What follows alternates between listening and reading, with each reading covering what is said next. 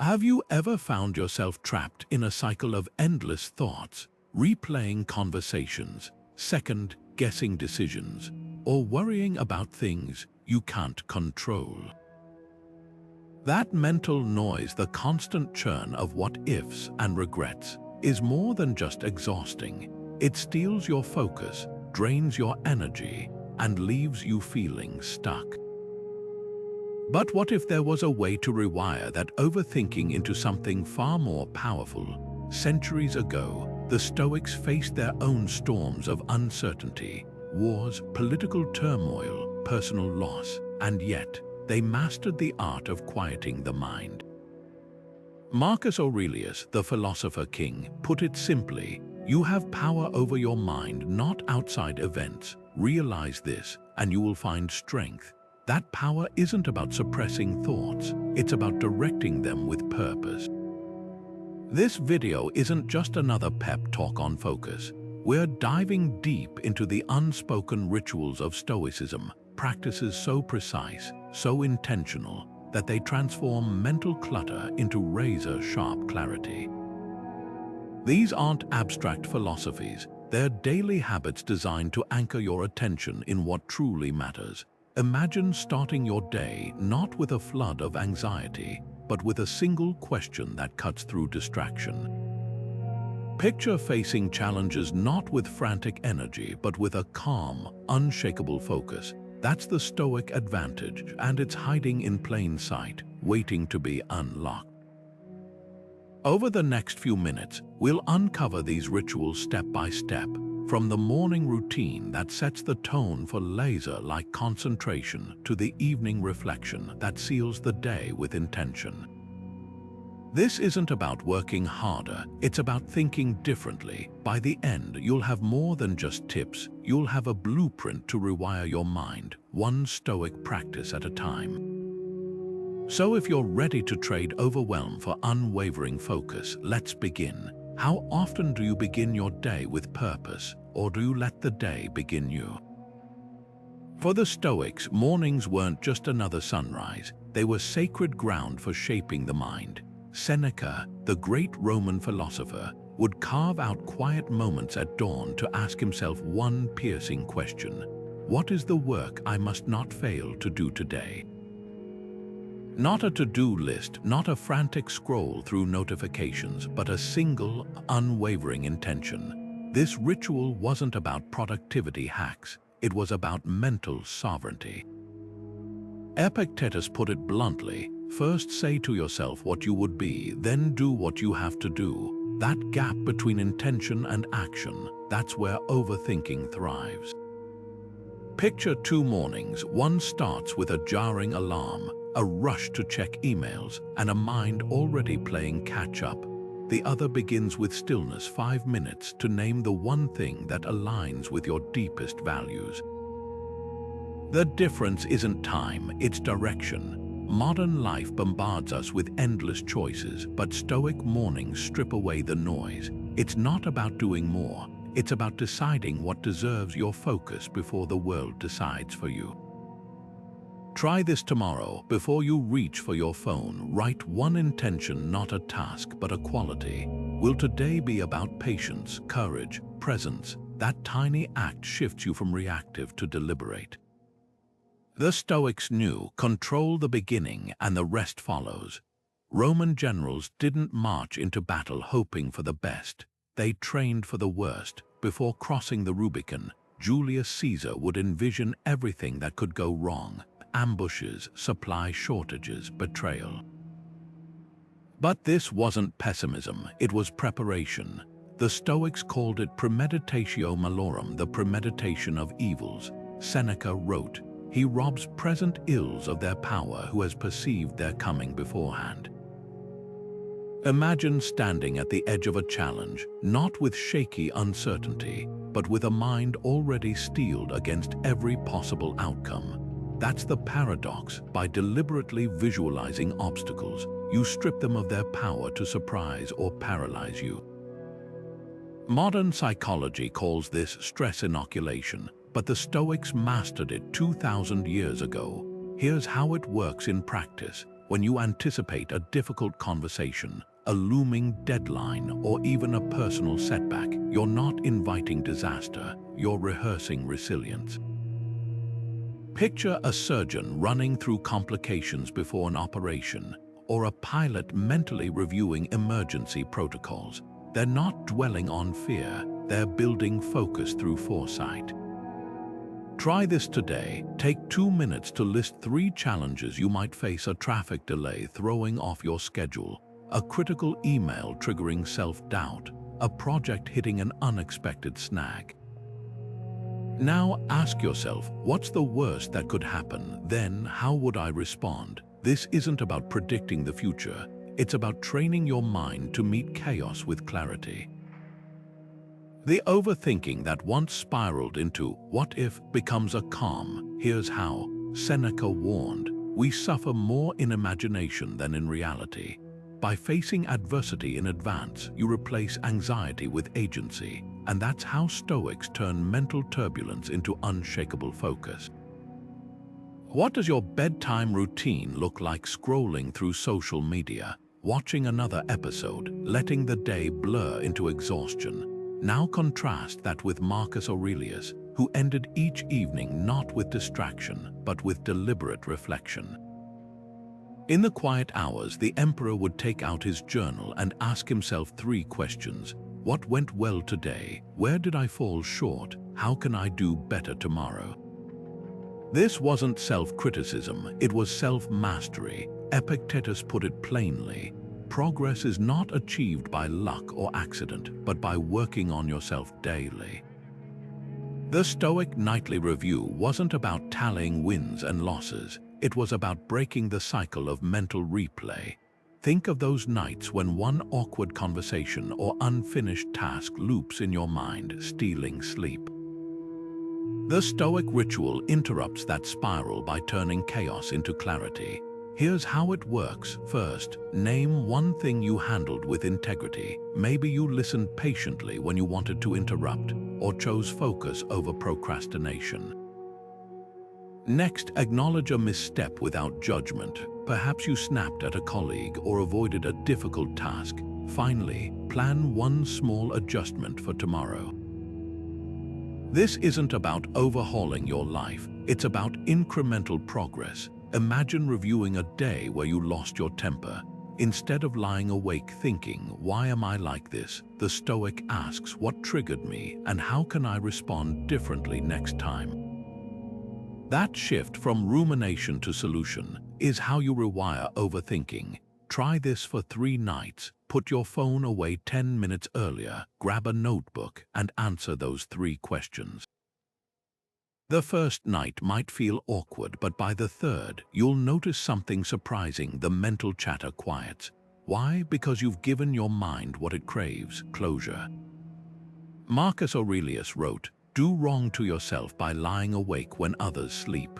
The Stoics knew a day unexamined isn't just lost, it's a weight carried into tomorrow. Zeno, the founder of Stoicism, didn't lecture from a podium.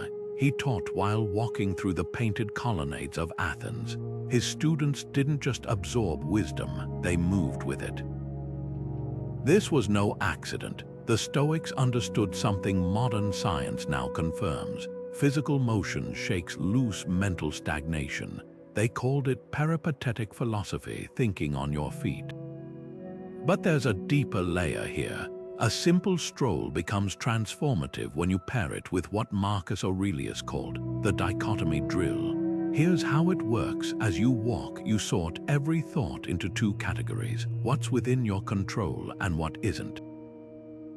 The rhythm of your steps becomes a metronome for clarity. Marcus wrote, "Let your every action, word, and thought be those of one who could depart from life this very moment." That urgency isn't morbid, it's focusing. Imagine walking through a park, noticing a worry about an upcoming presentation, instead of looping on, "What if I fail?" The Stoic asks, can I control the audience's reaction? No. Can I control my preparation? Yes. The moment you categorize, the mental fog lifts. Modern tech CEOs swear by walking meetings for this exact reason. Movement forces decisiveness.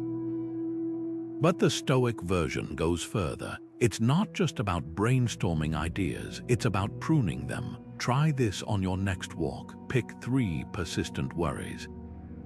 With each step, assign them whether ruining my weekend, no control, finishing my project draft, control, my friend's opinion of me, no control. Feel how your shoulders drop when you release what was never yours to carry. Zeno's colonnades are long gone, but the practice remains. Walk as if each step is parting the clouds in your mind. The body moves forward, the mind lets go. That's the alchemy of the dichotomy walk. Have you ever watched footage of Earth from space? That fragile blue marble, suspended in infinite darkness, no borders visible, just one interconnected whole. Astronauts call it the overview effect. That sudden shift in perspective where petty conflicts and daily stresses seem to vanish against the cosmic scale. The Stoics discovered this same mental shift 2 millennia ago without ever leaving the ground. Marcus Aurelius practiced what he called the view from above, a visualization so powerful it collapses anxiety into insignificance. He'd close his eyes and imagine rising above his palace, above Rome, until the empire itself shrank to a speck. How tiny a fragment of time you spend in this corner of the universe, he wrote, and yet you act as if the world revolved around your grievances. Seneca sharpened the point. Does the glory of the universe make you ashamed of your pettiness? This isn't about dismissing your struggles, it's about seeing them in their true proportion. Picture this, you're stuck in traffic, late for a meeting, frustration boiling over. Now zoom out, mentally see your car as one of millions, the road as a thread on the planet's surface. Does the delay still feel like a catastrophe? Or try it with workplace drama.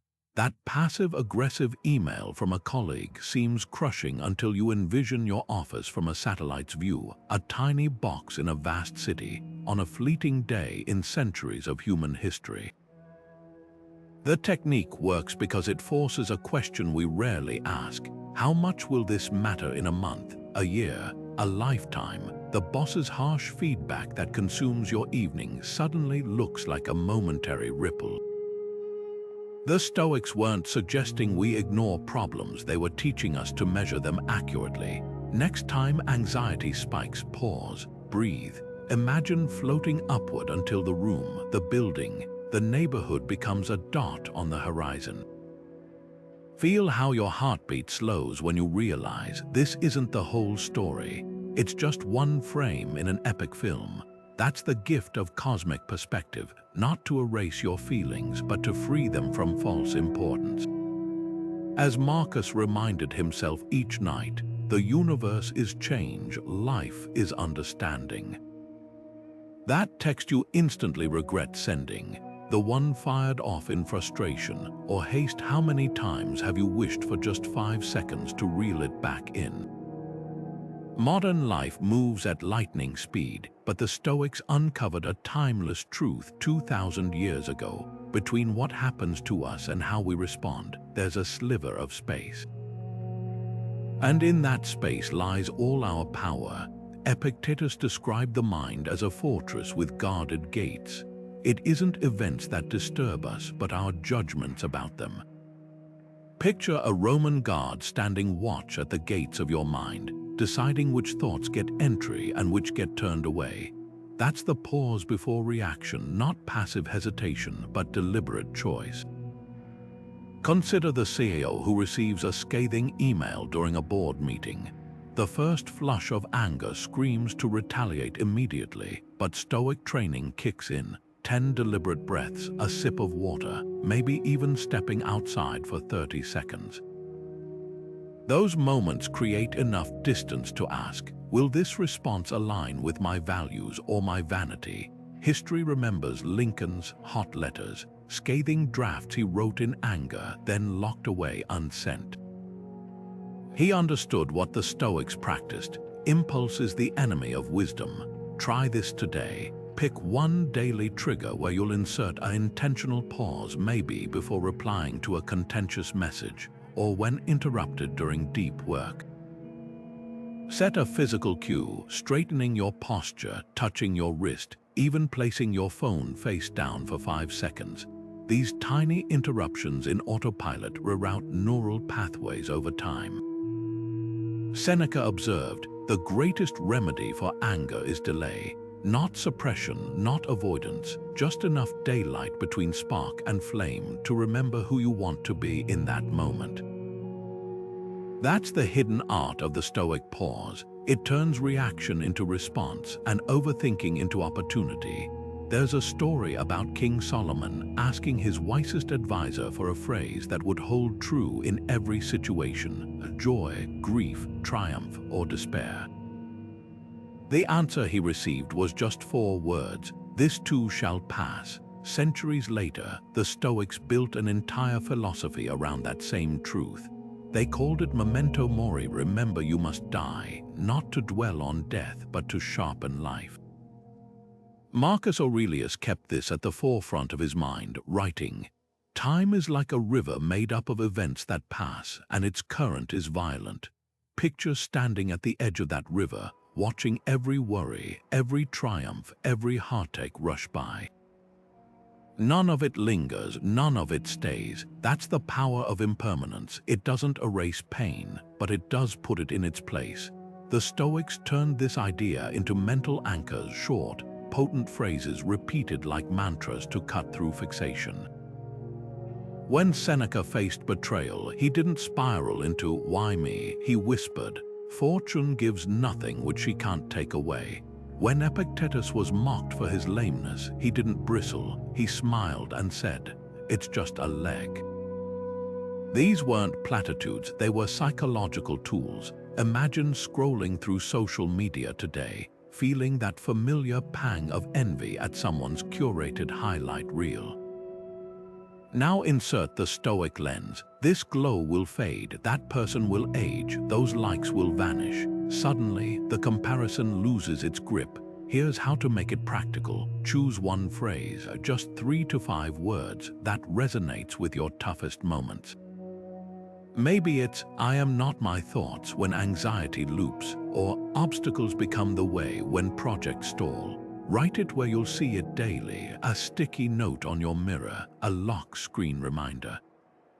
The goal isn't to avoid feeling, it's to remember that no feeling is final. Marcus wrote, "The longest life and the shortest come to the same end." Whether your challenge lasts an hour or a year, the river keeps flowing. The mantra isn't magic, it's a lifeline thrown to your future self, whispering, "Hold on, keep going, nothing stays." Seneca would periodically strip his life down to the bare essentials, sleeping on a hard floor, wearing rough clothing, eating plain bread, not because he had to, but because he chose to. He called these test days, moments when he voluntarily stepped into discomfort to rediscover something profound. How much is enough? The Stoics weren't masochists, they were mental engineers. By temporarily removing comforts, they exposed an unsettling truth. Most of what we fear losing isn't necessary for happiness or focus. Musonius Rufus, the Stoic teacher who trained Epictetus, put it bluntly, "How can you expect to withstand real hardship if you've never practiced enduring even small inconveniences?" This wasn't about suffering for its own sake. It was about building immunity to the distractions that fragment our attention. Imagine waking up one morning and deliberately leaving your phone in another room for an hour. No notifications, no scrolling, just the raw experience of being present. At first, your fingers might twitch toward your pocket out of habit, your mind itching for that dopamine hit. But then something shifts. Without the constant pull of digital noise, you notice the steam rising from your coffee, the way sunlight filters through the window, the clarity of your own thoughts. That's modern-day scarcity training, not to punish yourself, but to remember what focus feels like when it's not splintered into a dozen tabs. The Stoic poverty simulation cuts through the illusion of what-if thinking. What if I miss an important email? What if I'm left out of the conversation? By willingly stepping into lack, you prove to yourself, I can handle this, I'm still here. Ancient philosophers slept on stone to test their resilience. Today, you might try working from a library instead of a cafe, or cooking a meal from pantry staples instead of ordering delivery. The goal isn't deprivation, it's liberation. Every voluntary no to comfort strengthens your yes to what truly matters. Try this today for 1 hour. Disconnect from the crutch you rely on most. If it's your phone, silence it. If it's constant snacking, pause. Notice the discomfort, then notice something deeper, the space it creates. Seneca wrote, set aside certain days to go without privileges, so you learn the difference between want and need. That difference isn't just philosophical, it's practical. When you know you can thrive with less, the world's chaos loses its power to derail you. Scarcity training doesn't shrink your life, it expands your freedom. Ancient Stoics didn't just journal their thoughts, they journaled their unknowns. Marcus Aurelius kept a private notebook not for certainties, but for life's unresolved edges. He called them ambigua, the ambiguous, the unanswerable, the gray areas that gnaw at focus.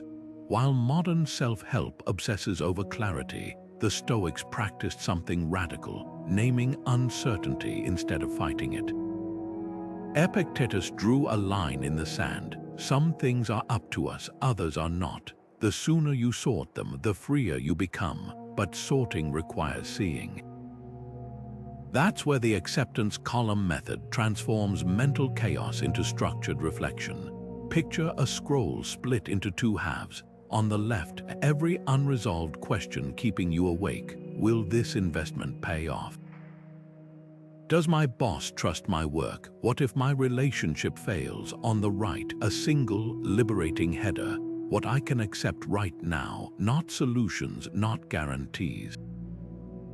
Just the raw admission, I don't control the market's mood. I can't read my boss's mind. Love requires risk. This practice wasn't about passive resignation. It was active mental decluttering. Seneca described it as sweeping the mind's floor, not to empty it, but to see what's actually there. Modern psychology confirms what the Stoics intuited. Writing down uncertainties reduces their emotional charge. A study at the University of Chicago found that students who journaled about exam fears before a test performed better than those who didn't. The act of externalizing worries, literally taking them from the swirling mind and pinning them to paper, frees up cognitive bandwidth. Think of a project manager overwhelmed by looming deadlines. The anxiety isn't about the work itself, it's the unanswered what if the client rejects our proposal. What if we miss the timeline? The moment those questions hit the page, they shift from existential threats to manageable variables. Tonight, try this Stoic ritual. Open a notebook and write one current uncertainty, not in vague terms, but with surgical precision. Instead of I'm stressed about money, drill down, can I cover rent if my freelance gig ends next month? Then, in your acceptance column, write the truth you've been avoiding. I don't know the answer, but I control my spending today and my outreach to new clients. Epictetus warned, man is disturbed not by things, but by the views he takes of them. The Journal of Ambigua isn't about erasing life's question marks, it's about ceasing to treat them as emergencies. When unknowns have a designated place, the mind stops treating every maybe as a 5-alarm fire. That's the quiet power of the acceptance column. It doesn't solve uncertainty, it domesticates it. Marcus Aurelius left us a clue in his meditations. The art of living is more like wrestling than dancing. Wrestling requires knowing where the mat is. Your journal is that mat. Write the unknowns and suddenly you're not lost in them, you're standing on them. The ancient Stoics had a peculiar habit. they would stand before statues of gods or great leaders and speak their thoughts aloud as if addressing a council of silent judges. Imagine walking through a museum today, pausing before the marble bust of Marcus Aurelius and confessing your deepest worries to his unblinking gaze. There's something startling about hearing your own voice articulate fears that felt so justified in your head. Seneca called this the mirror of reason, the moment when spoken words reveal the flimsiness of our internal narratives. He wrote, "The first step toward wisdom is to see the falsehood in your own arguments. That's the power of externalization. When thoughts leave the echo chamber of your mind, their irrationality becomes undeniable." You don't need a statue to practice this today. A bathroom mirror works just as well. Try verbalizing a recurring anxiety. Maybe it's, "I'll never finish this project on time," or "Everyone thinks I'm incompetent."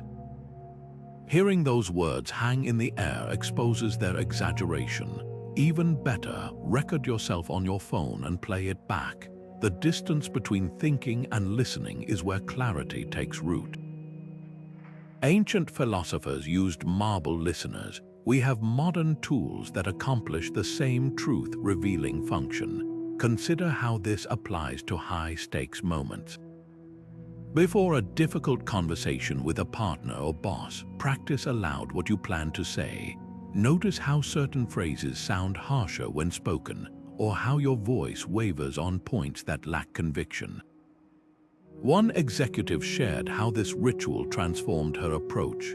"I realized I'd been rehearsing accusations in my head, not solutions. Speaking them out loud showed me how unhelpful that was." The Stoics weren't suggesting we obsess over every word. They were teaching us to audit our mental scripts before they became actions we'd regret. Here's your challenge. Before sunset today, give voice to one persistent worry. It could be about money, relationships, or self-doubt. Don't analyze it yet, just say it plainly, as if explaining it to a stone-cold listener. You might discover, as Epictetus did, that what torments us isn't reality, but the stories we tell about it. When thoughts stay trapped inside, they grow like shadows on a cave wall. But the moment you drag them into the light of spoken word, their true size becomes clear. That's the alchemy of the externalization ritual. It turns monologues into dialogues and noise into signal. Imagine standing at a crossroads. One path leads to security but stagnation, the other to risk but potential growth. The modern world bombards us with endless options, each layered with pros, cons, and paralyzing what-ifs. The Stoics faced similar forks in the road, but they carried a secret weapon, a four-virtue filter. Courage, wisdom, justice, and temperance weren't just ideals to them. They were decision-making tools sharper than any spreadsheet. Marcus Aurelius wrote, "Waste no more time arguing what a good person should be." Be one. That's the power of this framework. It doesn't just guide choices, it transforms how you see them. Start with courage. The Stoics didn't equate it with fearlessness, but with action despite fear. When contemplating a career leap, instead of asking, "Is this safe?" they'd ask, "Does this align with my growth?" Picture a nurse debating whether to leave a stable hospital job to start a community clinic. The virtue filter reframes her dilemma. Is staying put the brave choice, or is courage found in serving where I'm most needed? Wisdom then steps in, not as abstract knowledge, but as practical discernment. Epictetus taught that wisdom lies in distinguishing what's within our control from what isn't. That same nurse might realize, I can't control patient numbers, but I can control my preparedness. Justice to the Stoics meant duty to others, not just fairness. A manager weighing layoffs during a downturn might apply this lens. Does cutting jobs serve short-term profits, or is there a more equitable solution that honors my team's contributions? Temperance, often misunderstood as denial, is really about proportion. It's the voice that asks, am I chasing this promotion because it fulfills me, or because I'm addicted to external validation? Here's how to use it today. List your next big decision, whether to move cities, end a relationship, or invest savings. Now run it through the virtues. Does it require courage to face discomfort? Does wisdom reveal controllable factors? Does justice consider all impacted? Does temperance check impulsive motives? The filter won't make the choice for you, but it will strip away the noise. As Seneca noted, wherever there is a human being, there's an opportunity for kindness, and that includes kindness to your future self. The 4 virtues aren't relics, they're a compass for when GPS fails. Turn them into questions, and suddenly, every crossroads becomes a classroom. In ancient Athens, young philosophers didn't just study scrolls, they shadowed their mentors, absorbing not just words but posture, tone, even the rhythm of their breathing. The Stoics took this further. They didn't merely learn from sages, they mentally inhabited them. Epictetus, once a slave himself, would tell his students, if you wish to improve, be content to appear clueless in matters where you lack wisdom. But here's the twist, he wasn't advocating self-deprecation. He was teaching the art of deliberate imitation. Picture an apprentice sculptor studying Phidias' chisel strokes, not to copy blindly, but to internalize the principles behind each movement. That's the Stoic Pantheon method, curating a mental council of exemplars whose traits become your compass. Marcus Aurelius kept portraits of his role models in his study, not as decoration, as mirrors. When faced with temptation, he'd ask, what would Antoninus do now? When patience frayed, he'd channel his teacher Rusticus. This wasn't hero worship, it was behavioral scaffolding. Modern research calls it cognitive apprenticeship, where novices adopt experts' problem-solving frameworks. Think of a young programmer reviewing Linus Torvalds' code commits, or an entrepreneur analyzing Oprah's interview techniques.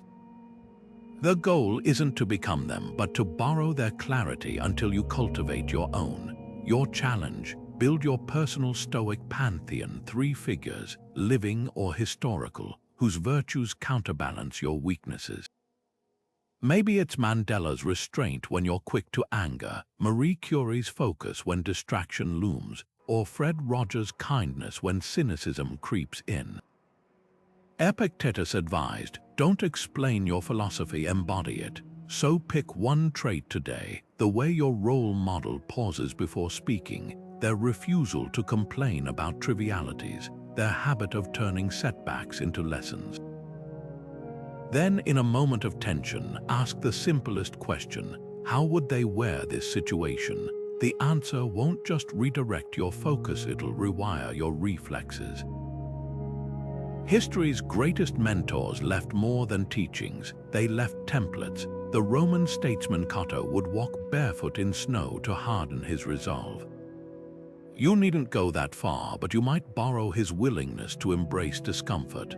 That's the genius of the Pantheon. It turns admiration into action and overthinking into emulation. As Seneca wrote to his protege Lucilius, choose whose hand you'd want guiding yours when the path darkens. The right role model doesn't just inspire, they inhabit your choices long after their statues crumble. Now here's the pivot. Don't just select role models, rotate them. A general needs different mentors in war than in peace. When Marcus faced battle, he channeled Alexander's boldness. In governance, he turned to Antoninus' restraint. Your pantheon should be equally dynamic. The executive who thrives on Steve Jobs' intensity during product launches might need Mr. Rogers' gentleness when giving feedback.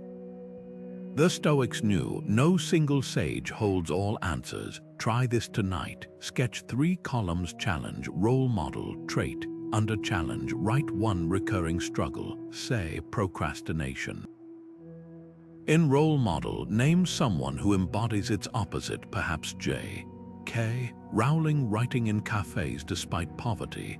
Under trait, list the actionable quality, relentless prioritization. Suddenly, abstract ideals become wearable habits. That's the Pantheon's power. It doesn't just show you who to admire, but how to act. Zeno, the first Stoic, studied under Crates the Cynic by carrying a pot of lentil soup through Athens streets and enduring ridicule to master indifference. Your training needn't be so theatrical, but it must be equally intentional. Who carries your soup pot today? Whose footsteps echo in your choices? The Pantheon isn't about comparison, it's about convergence. As Epictetus put it, first say to yourself what you wish to be, then act accordingly. That, accordingly, is the space where imitation becomes instinct and focus finds its form. Seneca had a peculiar ritual. He would set aside time each day not to avoid his fears, but to court them deliberately. In his letters, he described it as feeding the wolf just enough to tame it. Picture this: rather than letting anxieties ambush you during a work meeting or family dinner, you schedule them like appointments. The Stoics called it premeditatio malorum, premeditation of evils, but with a revolutionary twist: containment. Marcus Aurelius wrote, "The mind adapts and converts to its purposes the obstacle to our acting." What if the obstacle isn't the fear itself, but its constant, uninvited presence? Here's how it works in practice. Carve out 10 minutes, call it your doom session, where you give full rein to every catastrophic thought. Set a timer. If you're a student dreading finals, let the scenarios unfold. What if I blank on the test? What if I fail and lose my scholarship? The key isn't to dwell indefinitely, but to compress the spiral into a defined space. Modern psychology confirms this approach. Studies show that scheduled worry time reduces overall anxiety by 20%. It's like quarantining mental noise so it doesn't infect your entire day. Consider a surgeon preparing for a complex operation. Instead of letting "what if I nick an artery" haunt her all week, she confronts it head-on during a Thursday afternoon walk.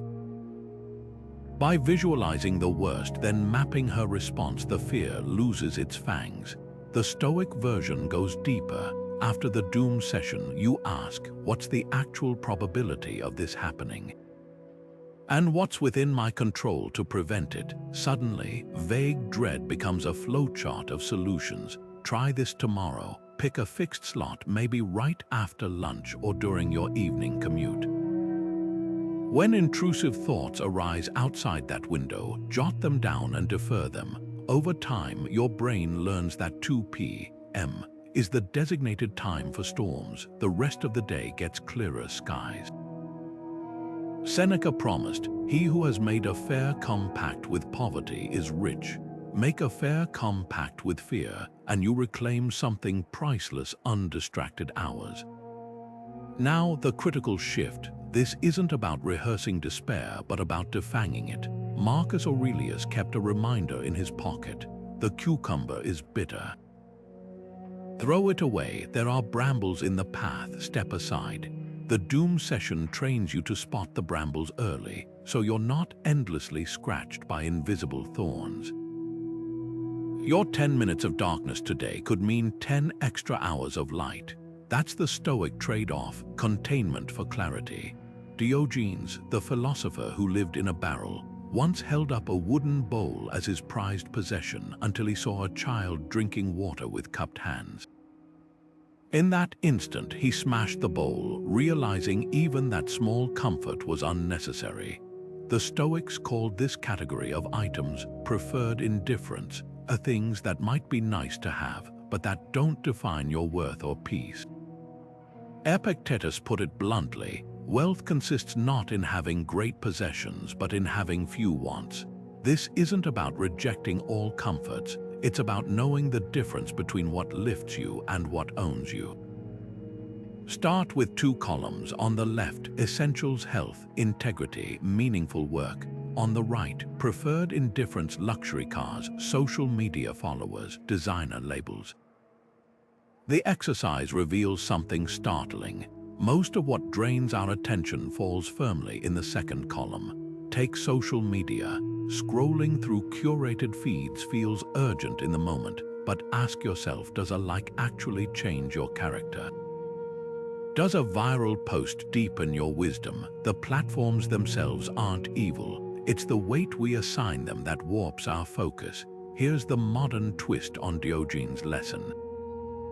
A tech CEO might drive a modest car not because she can't afford better, but because she's preserving mental bandwidth for decisions that matter.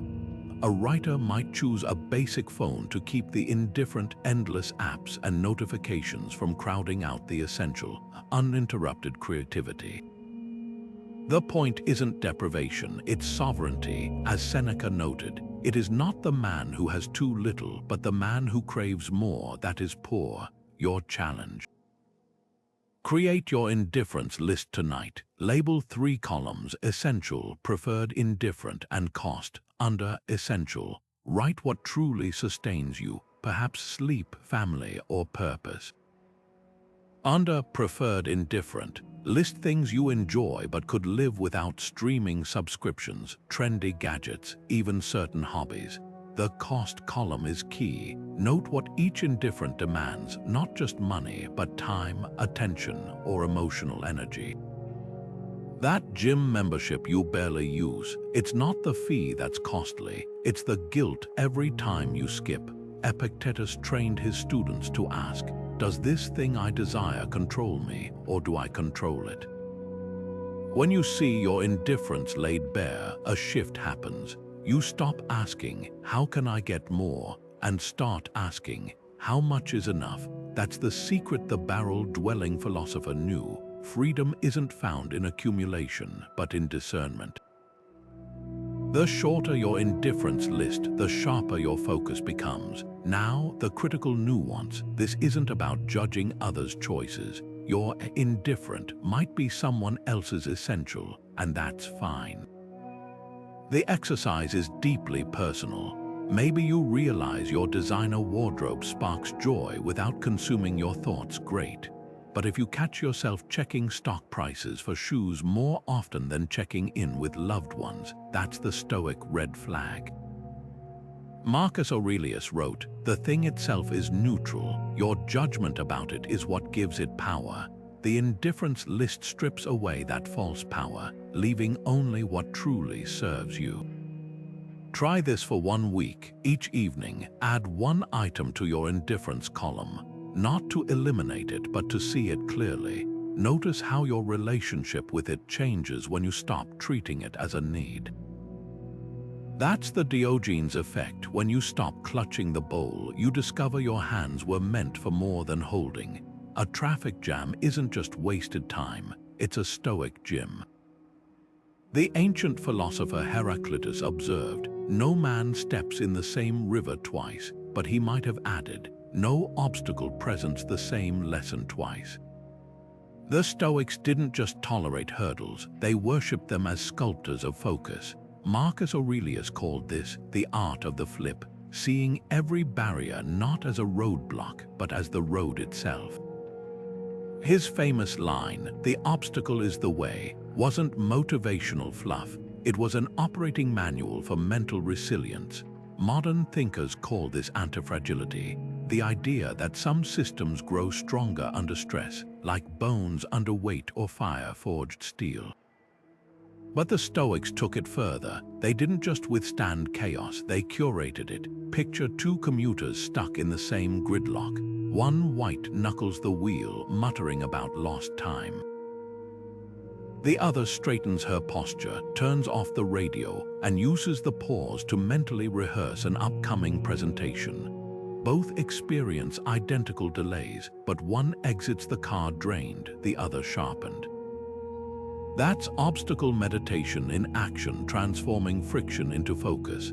Epictetus, born a slave, framed it as alchemy. Difficulty shows what men are. Therefore, when a difficulty befalls you, remember you're being tested. The test isn't about the obstacle itself, but your ability to repurpose it. History's greatest innovators practiced this instinctively. Thomas Edison's lab burned to the ground at 67, destroying years of work. His response: "Thank goodness all our mistakes were burned up. Now we can start fresh." That's not optimism, it's tactical reframing. The Stoic version goes deeper. Before sleep, Marcus would list the day's irritations, a rude colleague, a rained-out walk, then mentally convert each into training. The colleague became a patience drill, the rain a chance to enjoy indoor stillness. Your turn, pick one current frustration, a delayed flight, a critical email, even a noisy neighbor. Now apply the three-step flip. First, name the core discomfort: boredom, pride, distraction. Next, ask, what mental muscle does this let me flex? Finally, design a micro-challenge. Can I draft an article outline during the delay? Can I respond to criticism with curiosity? The neighbor's barking becomes your focus drill. Can you maintain flow state despite it? This isn't about pretending obstacles don't sting. It's about recognizing their hidden curriculum. Seneca wrote, "A gem cannot be polished without friction," but we forget the polishing works both ways. Every resisted urge to complain, every repurposed interruption, quietly rewires your brain's relationship with adversity. Soon you'll catch yourself anticipating hurdles not with dread but a quiet curiosity. What will this one teach me? That shift from "why me" to "what's here" is where overthinking dissolves into focus. Now, the critical nuance: obstacle meditation isn't passive acceptance, it's active recon mission. When the Roman general Scipio faced Carthage's superior navy, he didn't just accept his disadvantage. He studied tidal patterns and attacked at dawn when their ships were beached. The obstacle-weak ships became the strategy-timed assault. Your modern Carthage might be a cluttered inbox. The Stoic approach: don't just handle emails, use them to batch process decisiveness. Set a timer, 5 seconds per reply. The distraction becomes your decisiveness dojo. Tonight, try the Aurelian flip. List 3 minor annoyances from today: a long queue, a broken printer, a forgetful friend. For each, identify the latent training. Cues teach presence, printer glitches teach improvisation, forgetfulness teaches clear communication. The goal isn't to love obstacles, but to mine them. As Marcus scribbled in the dead of night on campaign, the impediment to action advances action. What stands in the way becomes the way. Your worst roadblock might just be your best teacher if you're willing to enroll in its class. Roman couriers didn't deliver scrolls, they carved messages into wood, forcing each dispatch to its essence. Enemy sighted, 3 legions, 2 days' march. Every stroke of the chisel cost time, every extra word risked lives. The Stoics adopted this military precision for the mind. Zeno, founder of Stoicism, trained his students to speak in measured lines, arguing that the more you subtract from thought, the stronger what remains becomes. This wasn't about dumbing down complexity. It was about distilling chaos into actionable truth. Take a modern executive facing a quarterly crisis. The unedited report might span 20 pages of market analyses, competitor moves, and internal finger-pointing. The Stoic approach, a 10-word summary. Demand shifted, we're overstocked, liquidate old inventory, pivot to services. Brutal clarity replaces bureaucratic fog.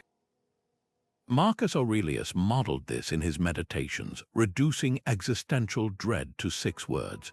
You could leave life right now, not as morbid resignation, but as liberating focus. If today were your last, what would actually matter?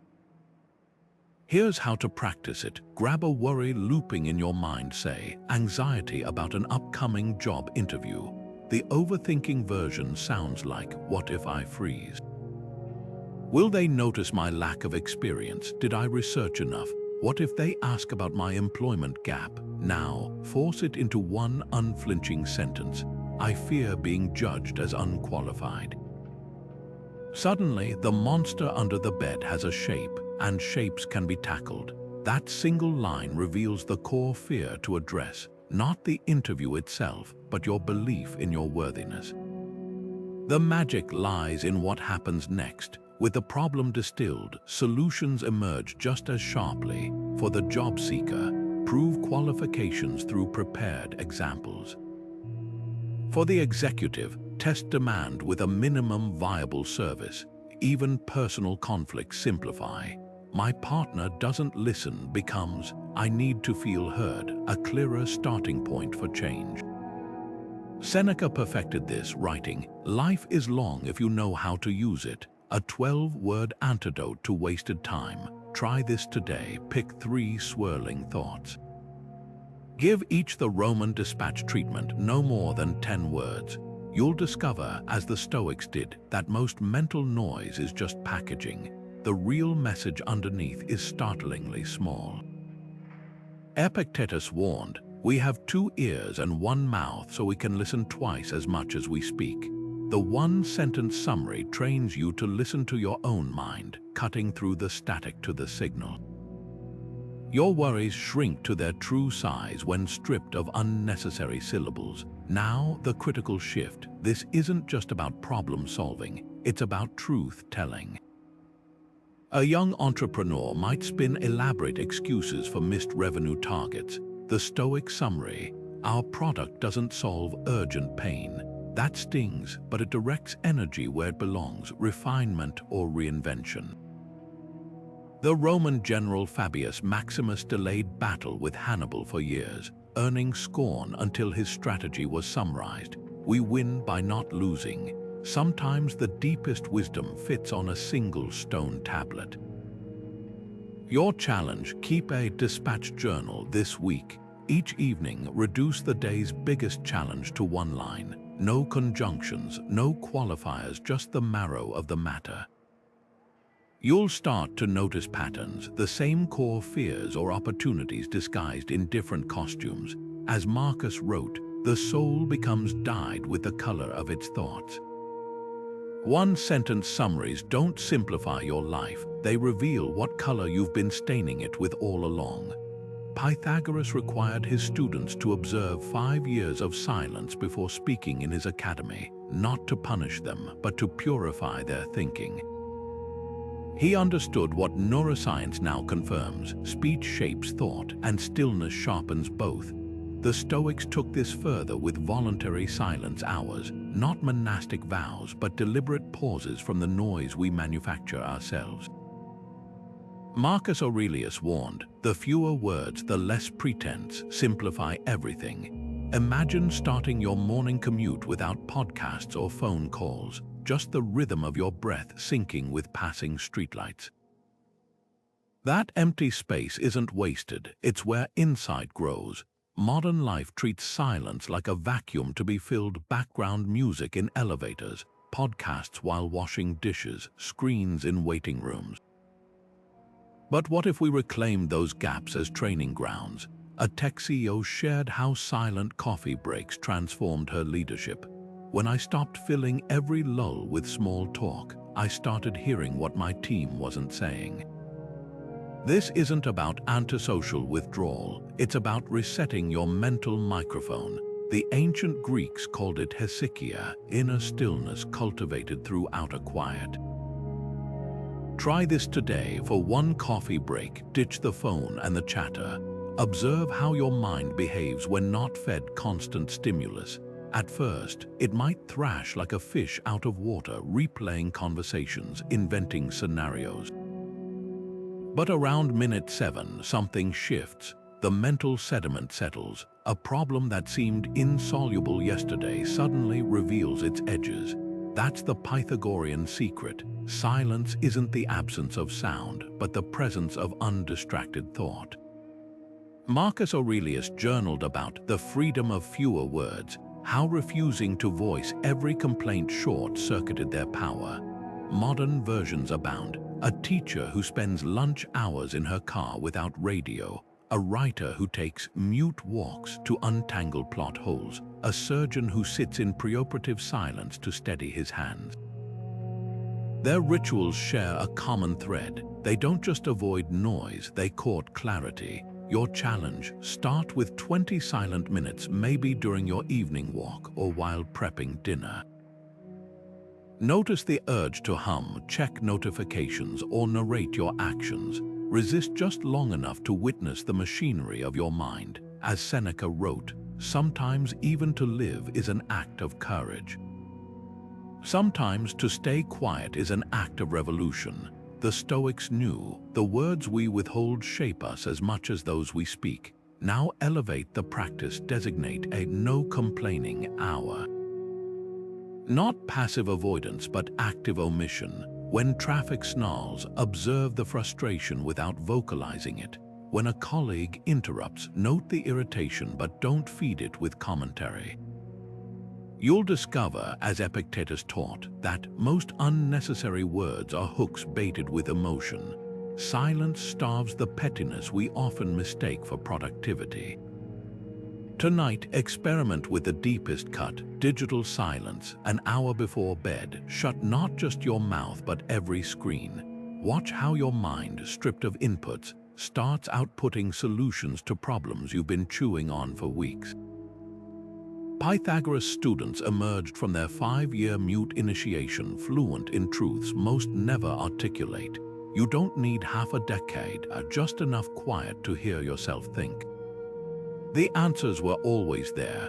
The silence simply turns up the volume. Roman nobles kept wax masks of their ancestors in their atriums, not as decorations but as silent judges. Every morning before leaving home, they'd pass these lifelike faces, a visceral reminder: you too will join this line. What will your mask say about how you lived? The Stoics transformed this tradition into Memento Mori, not as morbid fixation, but as a focusing lens. Seneca wrote, "Hold death before your eyes each morning, and you'll never settle for what doesn't matter." Imagine starting your day not with a glance at social media, but with a deliberate pause before a note on your mirror. This could be your last June 7th. Spend it well. The power lies in urgency, not fear. Think of how a looming deadline vaporizes distractions suddenly. Scrolling feels absurd when the project is due at 5. Mortality is the ultimate deadline, the invisible clock that turns someday into today. A Silicon Valley founder keeps an hourglass on his desk, not to time tasks, but to watch grains fall while making decisions. If this were my last hour, would I be arguing about this logo shade? The answer reshapes priorities instantly. Here's how to adapt the ritual. Place a physical token where you'll see it daily. A skull paperweight like Renaissance scholars used, a dried flower, even a screenshot of a tombstone epitaph generator. The form matters less than the function, interrupting autopilot with a whisper of finiteness. A teacher shared how a single post-it with, "What if this is your last lecture?" transformed her classroom presence, less rushed, more alive. But the Stoic twist combined the reminder with action.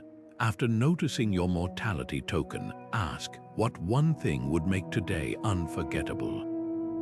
Not grand gestures, but micro choices, really listening to a child's story, fully tasting your coffee, deleting that app that fragments your focus. Marcus Aurelius scribbled in his journal, "Stop whatever you're doing and ask, am I afraid of death because I won't be able to do this anymore?" If the answer reveals emptiness, that's the universe nudging you toward what deserves your limited hours. Try this for 3 mornings. Touch the token first thing, then write down one task you'll complete as if it's your legacy. Not answer emails, but forge one real connection. The Roman masks held power because they were personal. These were family faces judging wasted potential. Your mortality mirror works the same way. When the reminder isn't abstract but intimate, it doesn't paralyze, it propels. As Seneca warned his friend Lucilius, you act like you'll live forever. The truth, you're already dying. The only question is whether you're dying alive. Now, the critical nuance. This isn't about grim countdowns. It's about gratitude in reverse.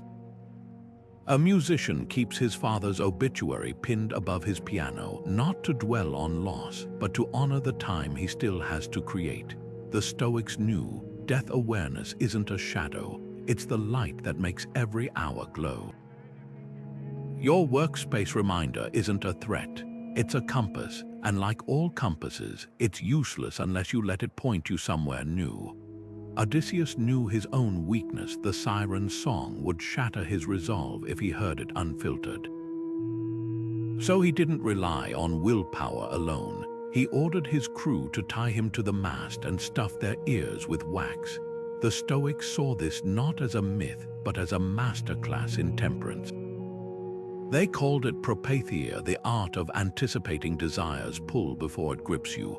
Epictetus put it plainly: no man is free who is not master of himself. But here's the twist: self-mastery isn't about crushing desires. It's about creating space between impulse and action. That space is where freedom grows. Modern life is a siren song of instant gratification, one-click purchases, endless scrolling, binge-worthy content. The Stoic antidote, the 24-hour rule. Before buying that gadget you don't need or diving into that third dessert, impose a deliberate pause, not as punishment but as clarification. Picture this: you're about to check out an online cart full of impulse buys. Instead of hitting confirm, you close the tab and set a reminder for tomorrow. When the alert pops up, ask yourself, does this still light me up, or was it just a fleeting spark? Most cravings don't survive the daylight test. Seneca observed, the greatest wealth is to live content with little. But contentment isn't found in denial, it's found in discernment. The practice works because it rewires the brain's reward system. Every time you delay a purchase, skip a gossip session, or resist refreshing your inbox, you're not just saving money or time, you're strengthening what psychologists call response inhibition. Like a muscle, willpower fatigues with overuse but grows stronger with measured strain. Ancient Stoics trained this through cold baths, fasting, or wearing thin cloaks in winter, not to suffer, but to prove, I am more than my cravings. Your turn. Pick one daily desire: the afternoon snack, the social media scroll, the unnecessary splurge, and subject it to the 24-hour test. The first few delays will feel like wrestling a tidal wave. But soon you'll notice something radical. The wave loses force. What felt urgent yesterday feels optional today. That's the hidden gift of temperance. It doesn't shrink your joy, it refines your taste. As Marcus Aurelius wrote, you have power over your mind, not outside events. Realize this and you will find strength. The strength isn't in the rope that binds you to the mast, it's in the choice to tie the knot before the sirens sing. Now elevate the practice beyond material desires. Apply the pause to emotional reactions. When anger flares, institute a 24-hour rule before sending that fiery email. Let the impulse cool. Epictetus taught, if someone succeeds in provoking you, realize that your mind is complicit in the provocation. The delay isn't suppression, it's sovereignty. Like Odysseus, you're not resisting the song, you're designing the conditions under which you'll hear it. Try this today. Add an item to your online cart, then walk away. Don't delete it, just let it sit. Notice the mental chatter, but it's on sale. What if it sells out? Those aren't needs, they're fear in disguise. The Stoics knew desire often masks deeper lacks: boredom, loneliness, restless energy.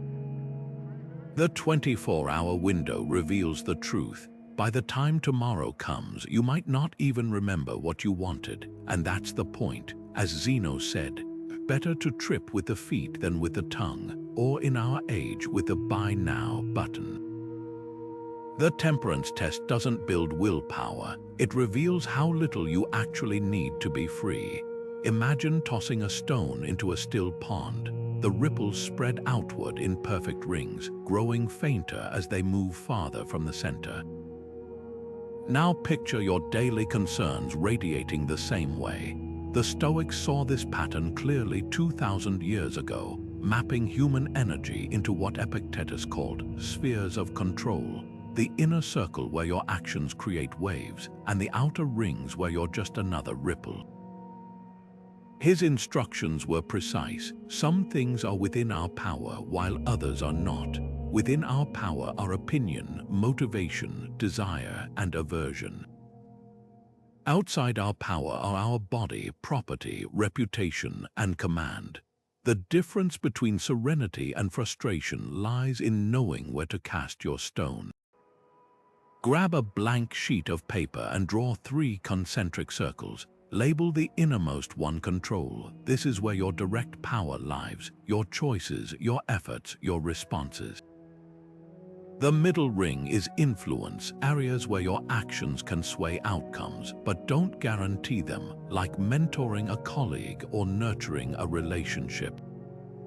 The outermost ring concern everything else that occupies mental space but remains beyond your reach. Global events, others' opinions, market fluctuations. The moment you sketch this map, something startling happens. The chaotic blur of daily stressors sorts itself into actionable layers. Take political news consumption, a modern vortex of anxiety. The average person spends hours consuming headlines they can't change, while neglecting local volunteer opportunities where their presence could actually shift outcomes. The Stoic doesn't ignore global issues, they simply invest energy proportionally. Your vote, control, your city council meeting, influence, the latest international scandal. Concern, this isn't apathy, it's strategic focus. Seneca observed, "We suffer more often in imagination than in reality, and nowhere is this truer than in misaligned spheres." Tonight, try mapping your own circles. Start with today's top 3 worries, that looming work deadline.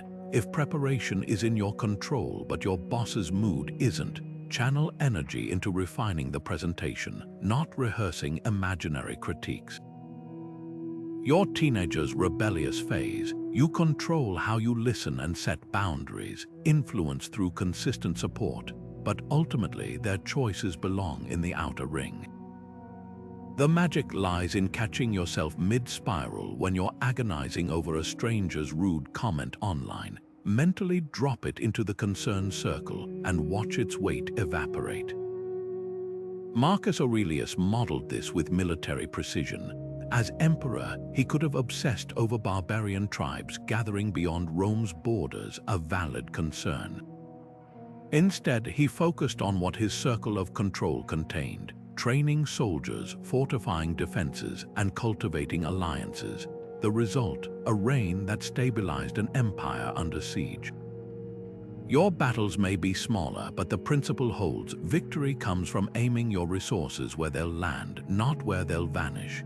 Here's the transformative shift: this tool isn't static.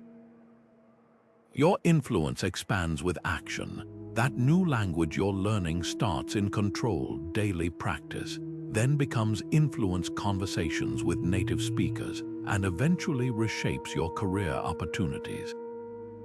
The Stoics called this progress through deliberate focus. Like a stone creating ever-widening ripples, your centered energy amplifies over time. So keep the map visible. When a fresh anxiety arises, pause and trace its rings. If it falls outside control, note it and redirect, like a gardener watering plants, not clouds. Epictetus promised, freedom is the only worthy goal in life. It's won by disregarding things that lie beyond our control. Your circles aren't constraints, they're the blueprint for building a life where effort never drowns in worry's endless sea. Roman centurions didn't charge into battle with frantic energy. They stepped onto the battlefield with measured breaths, syncing their rhythm to the cadence of their sandals on the dirt. This wasn't just superstition, It was physiological warfare against distraction. The Stoics refined this ritual into what modern soldiers and CEOs now call box breathing, a 4-part anchor for the wandering mind. Picture this: inhale for 4 counts, hold for 4, exhale for 4, pause for 4. The simplicity is deceptive. That equal-sided square isn't just moving air, it's rebuilding focus from the ground up. Marcus Aurelius wrote, "The breath that unites us with the world also brings us back to ourselves." He wasn't speaking poetically, he was describing a neurological reset. When stress hijacks your prefrontal cortex, logic scatters, but the 4-4-4-4 pattern triggers the vagus nerve, flipping the body from fight or flight to rest and digest. Ancient warriors knew this instinctively. Before storming a fortress, they'd stand shield to shield, synchronizing breaths like a human metronome. The ritual wasn't about calm, it was about coherence. Here's how to weaponize it today: that crucial meeting where tensions run high. Instead of rehearsing arguments, try this. Sit back, plant your feet, and run 3 breath cycles. Inhale through your nose for 4 seconds, feeling your ribs expand like a forge's bellows. Hold silently, noticing how your heartbeat steadies. Exhale through pursed lips as if cooling hot metal. Pause empty, savoring the stillness. In 12 seconds, you've done what no pep talk could. Aligned your biology with your intent. The magic lies in the pause. Most breathing exercises rush the exhale, but Stoic breathing honors the space between, the 4th count where nothing happens. That's where presence lives. A trial lawyer shared how this method transformed her courtroom presence. "The pause after exhaling is when I spot the witnesses' tells." It's like time slows. Epictetus hinted at this. We have 2 ears and 1 mouth so that we listen twice as much as we speak. The breath square gives you a 3rd ear, one tuned to your own silence. Try it now, not later when stress hits, but here where focus is a choice. 3 cycles. Inhale 1, 2, 3, 4. Hold, feel the oxygen fueling your cells. Exhale, releasing what doesn't serve this moment. Pause, let the emptiness speak. Notice how the room sharpens, how your shoulders drop, how the noise in your mind dims. That's not relaxation, it's recalibration. The centurions didn't breathe to escape battle, they breathed to meet it. Your battles may be boardrooms or bedtime negotiations with a toddler, but the tool remains. As Seneca wrote, every new beginning comes from some other beginning's end. Let the next beginning start with a breath squared. Cato the Younger, the Stoic senator known for his unshakable principles, would deliberately appoint a slave to argue against him during debate preparations. This wasn't just rehearsal, it was psychological training. The man who refused to bend to Julius Caesar's will made a ritual of bending his own mind. Stoics called this antilogy, the practice of dismantling your convictions before they hardened into dogma.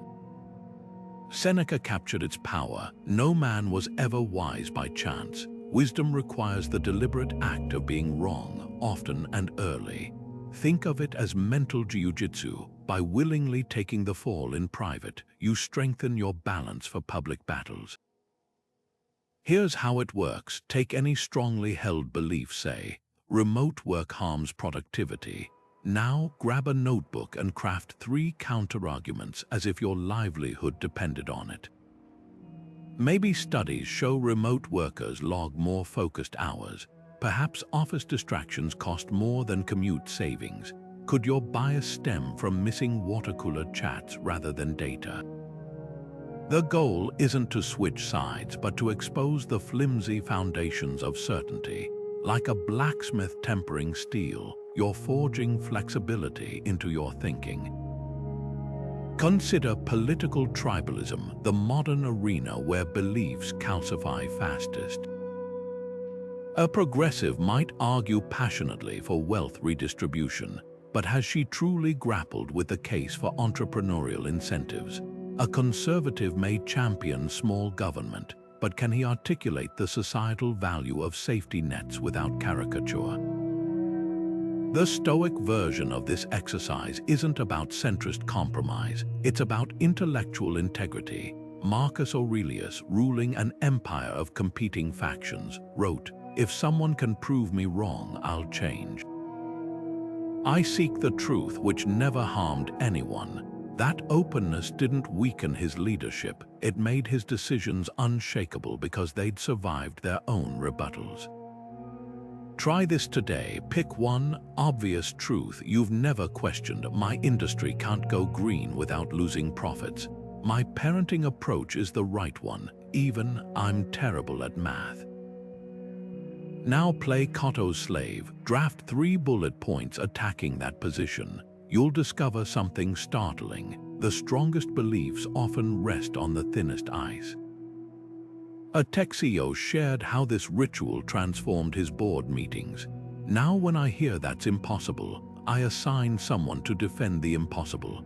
Half our breakthroughs started as devil's advocate exercises. The magic lies in what happens neurologically. When you argue against yourself, the amygdala's defensiveness dims while the prefrontal cortex lights up. It's the difference between clutching a vase in fear and holding it open to be filled. Seneca observed, "We are more attached to our opinions than to the truth." The antidote isn't less conviction, it's more curiosity. So next time you feel that heat rise when someone challenges your view, pause. That heat isn't wisdom, it's the friction of untested assumptions. The Stoics knew the mind, like a river, stays clear only when it keeps moving.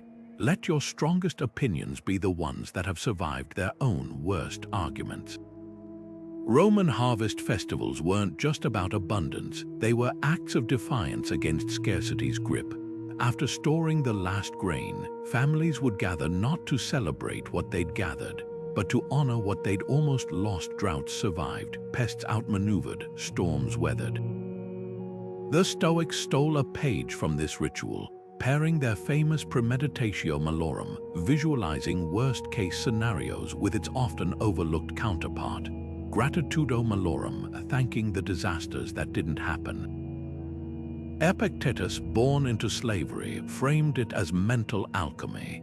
He is a wise man who does not grieve for the things which he has not, but rejoices for those which he has. Not as passive acceptance, but as active recalibration of attention. Modern psychology confirms what these ancients practiced. Gratitude isn't just emotion, it's a cognitive filter. When researchers at UC Davis had participants list 3 unexpected blessings daily for 3 weeks, their neural activity shifted. The prefrontal cortex, responsible for focus and decision-making, showed enhanced connectivity, while amygdala reactivity, the brain's panic button, dampened. The Stoic version was simpler but no less profound. Each evening, they'd name 3 things that didn't go wrong. Not the promotion you got, but the accident you avoided. Not the compliment you received, but the criticism that never came. This wasn't Pollyanna positivity, it was tactical attention training. Consider 2 colleagues facing the same cancelled flight. One fixates on the ruined meeting, the other notes the unexpected gift of an empty afternoon to refine his presentation. Both scenarios are true, but the latter rewires the mind to spot hidden dividends. Marcus Aurelius journaled about this. When you arise in the morning, think of what a precious privilege it is to be alive, to breathe, to think, to enjoy, to love. He wrote those words on the front lines of war, where death was literal, not metaphorical. His gratitude wasn't denial, it was defiance. Here's how to adapt the ritual. Each night, list 3 invisible shields, the small mercies that protected you unnoticed. Maybe it's the cold you didn't catch because you finally washed your hands consistently, the argument that didn't escalate because you paused before responding, or the deadline you met because traffic was lighter than usual. The key is specificity. I'm grateful for health is vague. "I'm grateful my knee didn't buckle during today's presentation," anchors the practice in lived experience. Epictetus argued that contentment comes not from acquiring more, but from registering what's already present. Wealth consists not in having great possessions, but in having few wants. The gratitude inventory flips scarcity thinking on its head. That delayed train becomes a chance to people watch. The Wi-Fi outage forces a digital detox. The missed call might have spared you an hour of small talk. Like a sculptor revealing form by removing marble, you uncover abundance by chipping away habitual lack focus. Tonight, try the Stoic harvest. Grab a notebook and name 3 near misses. The flu that skipped your house, the project setback that taught you more than smooth progress would have, even the burnt toast that made you slow down breakfast. As you write, notice the subtle shift. Your shoulders drop, your breath deepens. That's not just relaxation, it's recalibration. The Roman farmers knew what you acknowledge multiplies. Count the storms that didn't come, and suddenly, the ones that did feel smaller. Socrates spoke of an inner voice, his daemon, that warned against unethical choices, not with thunderbolts but with quiet unease. That whisper wasn't mystical, it was moral clarity cutting through life's static. The Stoics refined this into a razor-sharp question. What would virtue do? Not what's easiest or what's profitable, but what aligns with courage, justice, wisdom, and temperance. Marcus Aurelius described this as retreating to your inner citadel, a mental fortress where decisions are weighed not by convenience, but by character. Imagine standing at a crossroads where one path promises quick success through cutting corners, while the other demands integrity at a cost. The Stoic doesn't agonize, they consult their 4 virtues like a compass. Courage says speak the truth even if your voice shakes. Justice asks who might suffer if I choose this. Wisdom considers what precedent does this set. Temperance whispers, is this need or greed? Consider a modern CEO facing pressure to inflate quarterly earnings. The board wants numbers, the market expects growth. A conventional approach might weigh risks versus rewards, legal exposure versus stock prices. The Stoic applies the WWVD filter. Courage demands transparency with shareholders. Justice considers employees who will bear layoffs if deception unravels. Wisdom sees long-term trust as the ultimate currency. Temperance questions whether exceeding targets matters more than sustainable practices. The answer emerges not from spreadsheets but from something deeper, the unshakable knowledge that no stock bonus outweighs self-respect. This framework shines brightest in gray areas. Take a journalist offered exclusive access in exchange for softening criticism. The virtuous choice isn't always refusal, it's radical honesty. Will I disclose this arrangement to my readers? If the answer flinches, virtue has already voted. Marcus wrote, waste no more time arguing what a good man should be one. That's the filter's power. It replaces debate with action.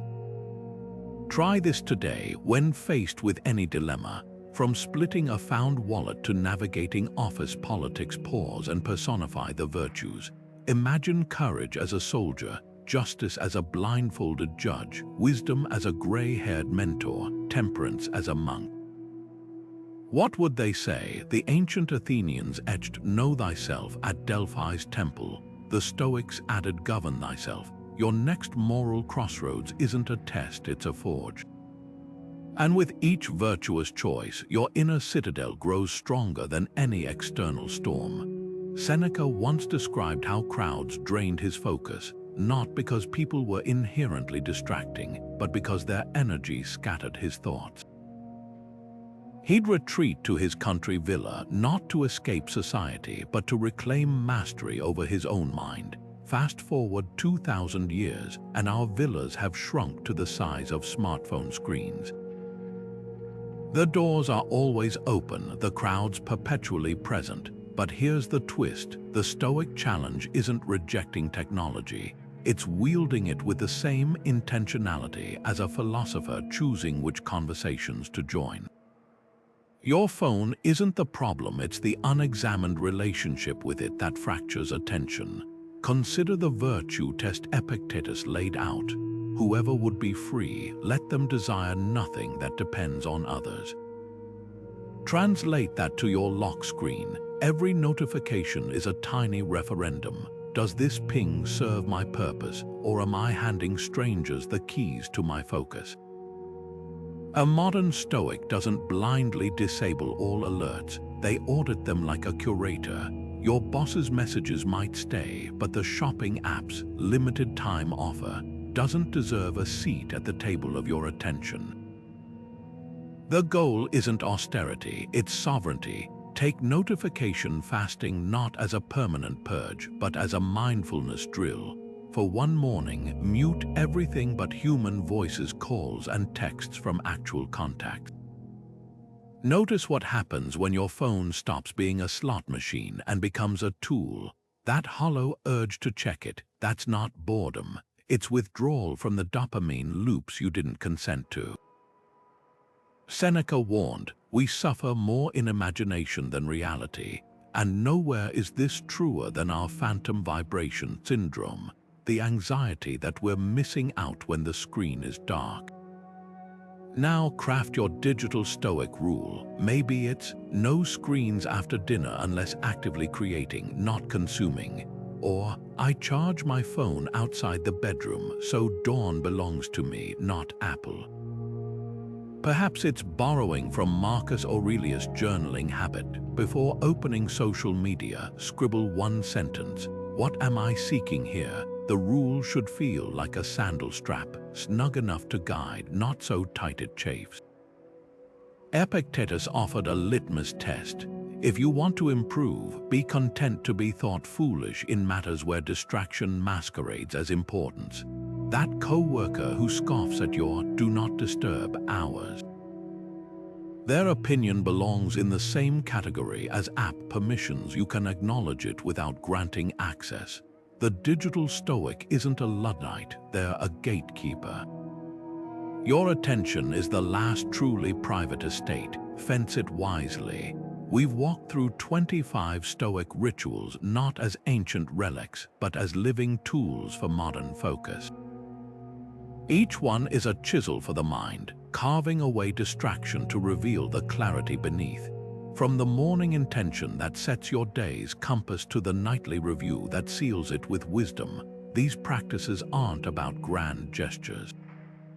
They're the quiet, daily repetitions that rewired emperors and slaves alike, turning mental chaos into unshakable purpose. Think of them like a blacksmith's hammer. A single strike does little, but over time, the cumulative blows shape iron into steel. Marcus Aurelius left us a final clue in his Meditations. You have power over your mind, not outside events. Realize this, and you will find strength. That power isn't seized in a single moment.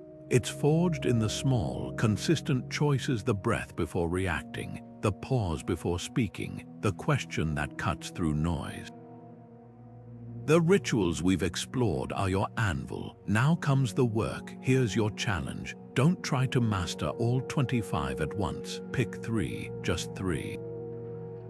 Maybe it's the Stoic pause before answering emails, the acceptance column for uncertainties, or the 4 virtue filter for decisions. Commit to them for 30 days, not perfectly, but persistently. Track the shifts. Notice when frustration loses its edge, when focus sharpens, when you catch yourself breathing through chaos instead of drowning in it. And when you do, share it, tell someone, write it down. The Stoics' new wisdom grows when passed hand to hand. So hit that like button if this resonated. Subscribe for more deep dives into ancient mindsets for modern life, and drop a comment with your chosen 3 rituals. The journey from overthinking to laser focus begins not with a leap, but with a single step repeated. The path is clear, the tools are in your hands. Now go meet the best version of yourself on the other side of consistency.